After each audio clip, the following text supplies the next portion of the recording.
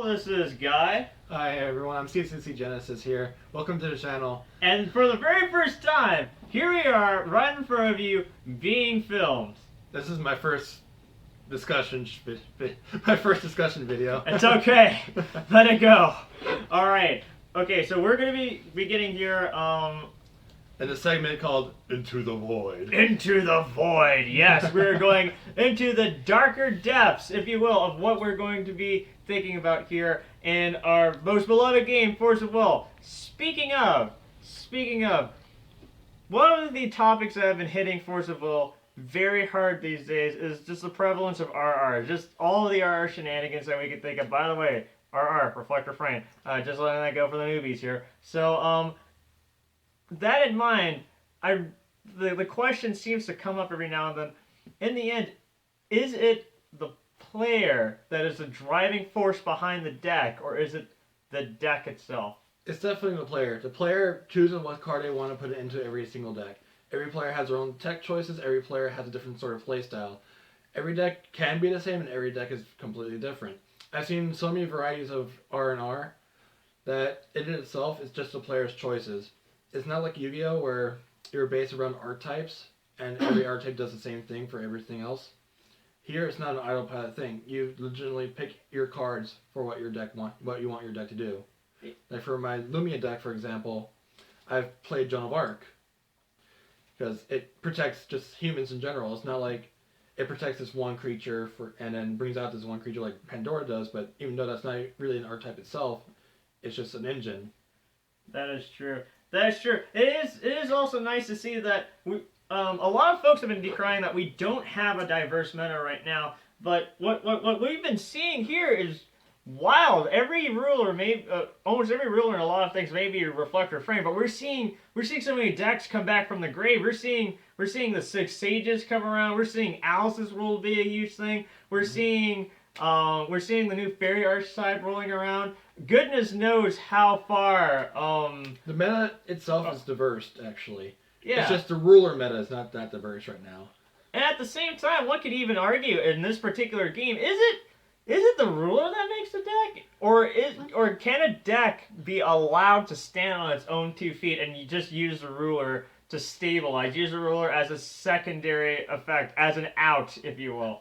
Well, let's go back to Baja Blast format. Baja Blast format was Can we not? Well, it's basically how the Tier 0 format started. Yeah. Baja Blast was a deck that can mainly relied on Bahamut, but the deck itself can run itself and then use Bahamut as a finisher. You didn't actually have to bring out first turn Bahamut after doing 27 damage to the opponent's face. True. You didn't have to flip Bahamut turn 1. You could do Bahamut turn 3 after actually having board presence and not losing to yourself. Yeah, at the very least. Not a lot. I've actually noticed that was a trap. That's been a trap to a lot of players going in thinking that, well, with Baja Blast, I could just go and smack my opponent as hard as I possibly can and probably win. At this point, with Susan running around, with Gwibber... Well, back then back then. It was still rather new, and yeah. Not a lot of people know how to deal with it. Yeah. Millennium Ages just recently came out at Baja Blast, and a lot of people still couldn't handle it. We didn't have Artemis Bells back then to help deal with the early game of Baja Blast. Arla wasn't a deck to just handle it. Neither was Blazer. Baja Blast was legitimately Tier 0, and the only card that really handled it was Susano. But I mean, unless you're another Bahamut or you're a ruler that can flip very early, like Lumia or Abdul. Right. And even then, they barely seen any play because Bahamut was just that good. Was just so strong. Too strong. And so strong, we're still seeing it in play now. A lot of folks are actually still saying that Baja Blast could be an answer to the RR, since it could burn down your opponent really quickly before they're able to establish a board. Just kill them so fast that they can't play. Which is an idea in itself, which is what Baja Blast was supposed to do. Yeah, at the very least. Which brings me to a next thought. You're saying that Baja Blast was a Tier 0 back then, right? Yes. What in this game, is there a difference between how this game determines its tiers in comparison to other games? Like how in Yu-Gi-Oh! We have like 500,000 Tier 2 decks and like 3 Tier 1 decks for a specific amount of time, and then it just rotates out eventually on its own or otherwise. Do you think we basically have the same sort of system here where we do have tiers of decks? Yeah. The tiers of deck depend on the amount of consistent wins. Like Baja Blast was legitimately tier 0 because it just kept winning. It had like a 95% win rate. It won every single ARG.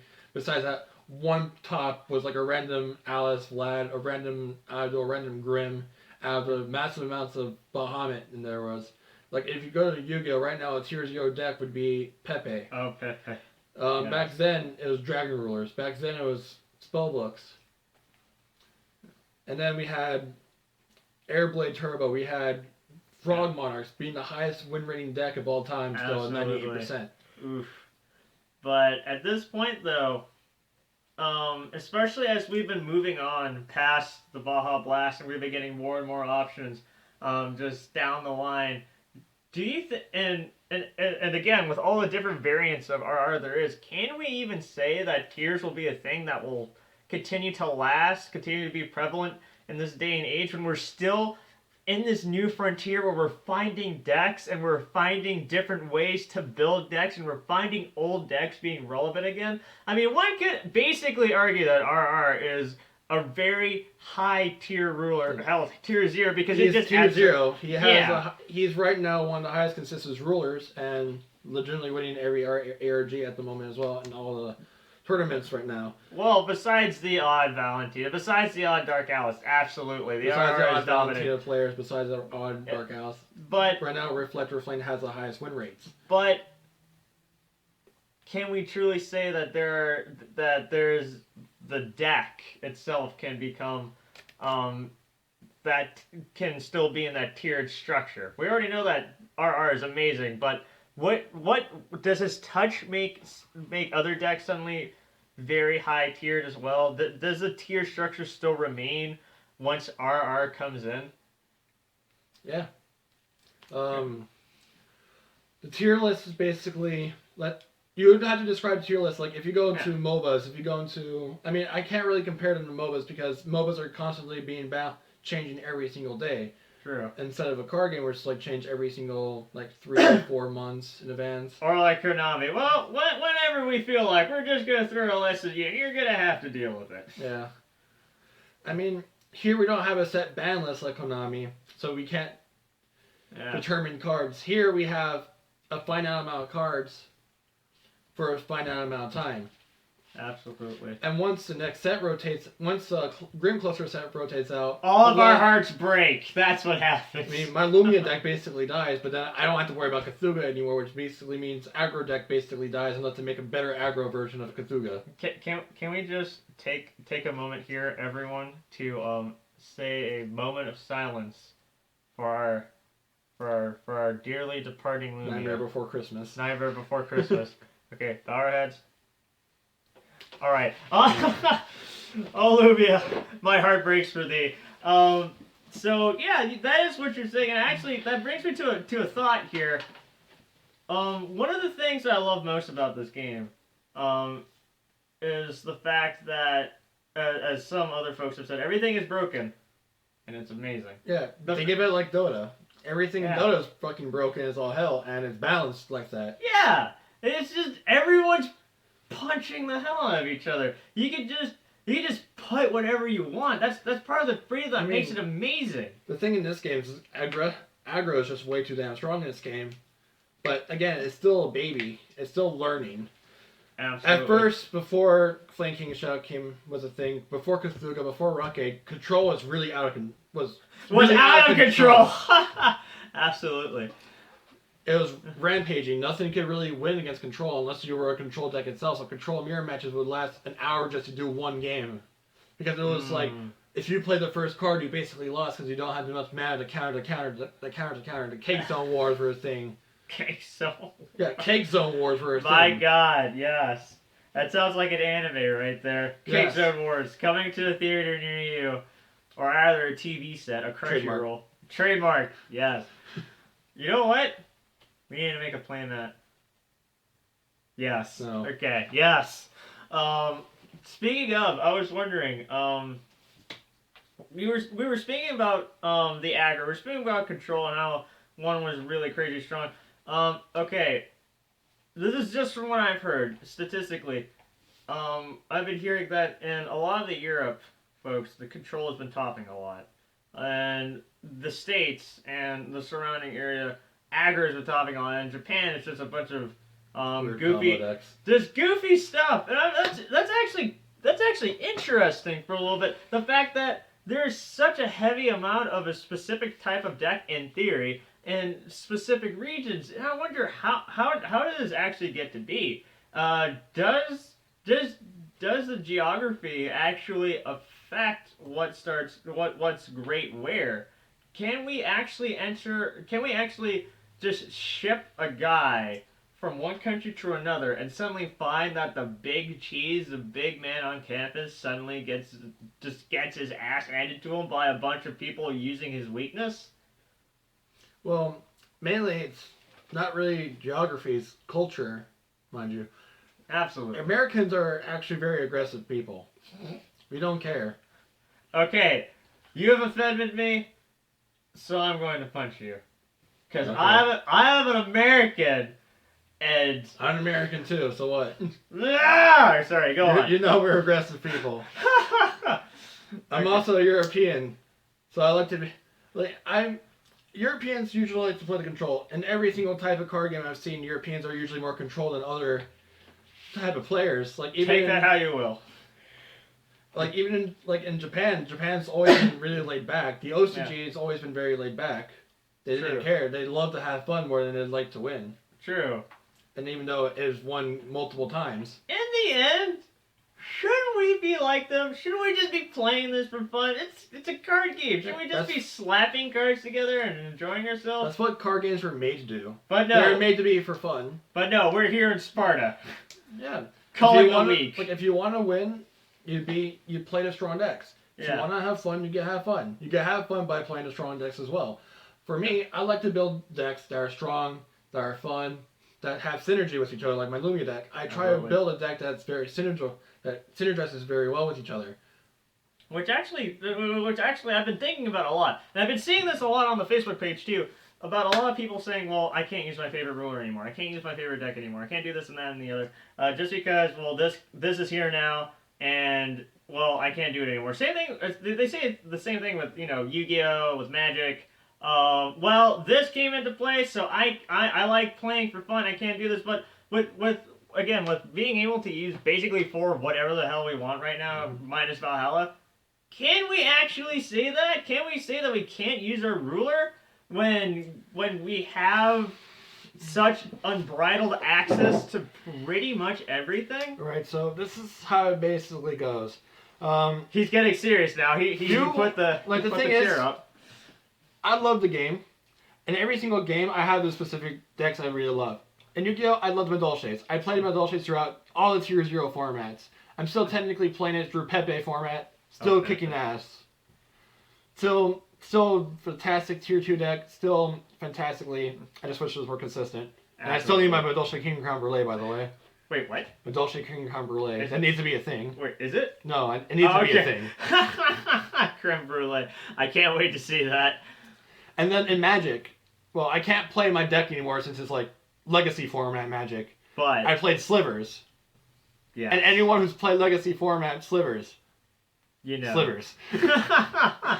But in this game, all I've been doing is been playing my favorite rules. All I do is just play Valentina 1.0, and all I do is I just recently built this Lumia deck because I wanted to do it again. For so long, I wanted to build a strong Lumia deck, and since Burn to Sinners came out, and since I really just got back my Burn Flames of Outer World, and since the new Regalia came out of Schrodinger, and that I just got the Christmas promos, I was so hyped to build the deck. And I wanted to play it, and it's right here. It's been wrecking shit left and right. I actually have a legitimate question for you.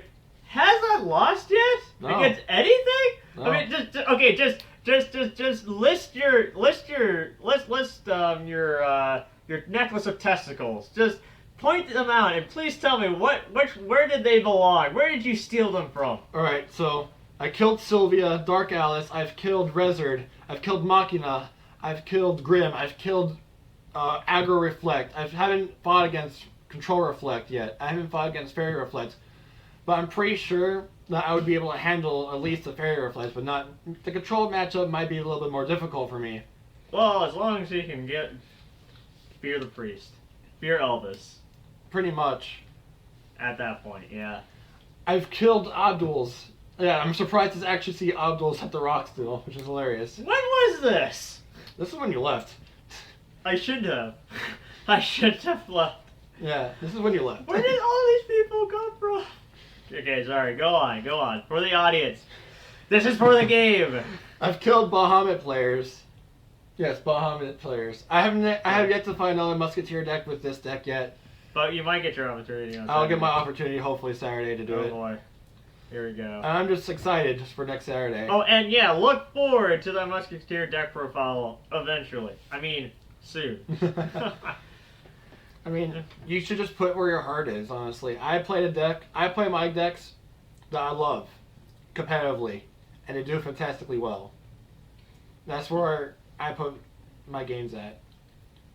I pretty much feel the same way. I feel as though in this particular game, especially, you have the freedom.